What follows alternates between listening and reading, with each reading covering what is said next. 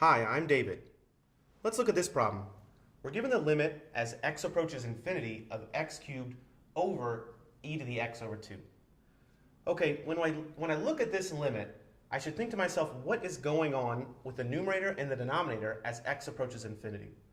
Well, certainly as x goes to infinity, x cubed is going to positive infinity. What about e to the x over 2? Well, this is going to e to a really big number times 1/2. That exponent is still a really big number. So this is e going to infinity. That's also going to positive infinity. Since I'm in this indeterminate form of infinity over infinity, I'm welcome to use L'Hopital's rule. So let's do that. This is equal, using L'Hopital's rule, to the limit as x approaches infinity. I can't forget about this limit notation. That's important. If I forget this limit as x approaches infinity, then this equal sign is no longer correct. But L'Hopital's rule says that I can just take the derivative of the numerator and the denominator separately. The derivative of x cubed is 3x squared. The derivative of e to the x over 2 is e to the x over 2. But then I have to multiply by the derivative of x over 2, or 1/2 x. The derivative of 1/2 x is just 1/2. Okay, now I need to look at my new limit. I still have the limit as x approaches infinity, and I have 3x squared. Well, as x approaches infinity, that's still going to infinity. Similarly, I have something that's going to infinity, like we said over here, times 1/2.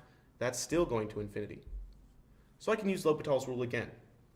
So I'll use L'Hopital's rule, and I'll say that this is equal to, by L'Hopital's rule, the limit as x approaches infinity, and I don't forget that limit notation. And I'll take the derivative of the top and the bottom separately. The derivative of 3x squared is just 6x. And the derivative of 1/2 e to the x over 2 is 1/2 times 1/2, or 1/4 e to the x over 2. Okay, so far I've done L'Hopital's rule twice, and I can kind of see a pattern. As I do L'Hopital's rule, I'm still getting this indeterminate form of infinity over infinity. My numerator is kind of going down. X cubed, x squared, x to the 1. My denominator is staying the same. It's still got this e to the x over 2. It's being multiplied by a constant, but we know as x approaches infinity, unless that constant is a 0, that's not going to matter. So I still have this indeterminate form of infinity over infinity, and I can kind of see what's going to happen. The numerator is going to kind of be whittled away, and the denominator is going to remain roughly the same, multiplied by a constant. So let's see what we've got. If I use L'Hopital's rule one more time, I have the limit as x approaches infinity. The derivative of the numerator is just 6. The derivative of the denominator is 1/4 times 1/2, or 1/8 e to the x over 2. Finally, I am no longer in indeterminate form. I have 6 over 1/8 e to the x over 2. The top, the numerator, is going to 6 because there's no x in there. But the bottom is still going to infinity.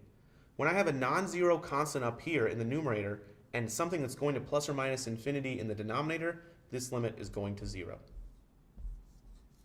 So my final answer, by using L'Hopital's rule 3 times, is that this limit equals 0. Thanks for watching.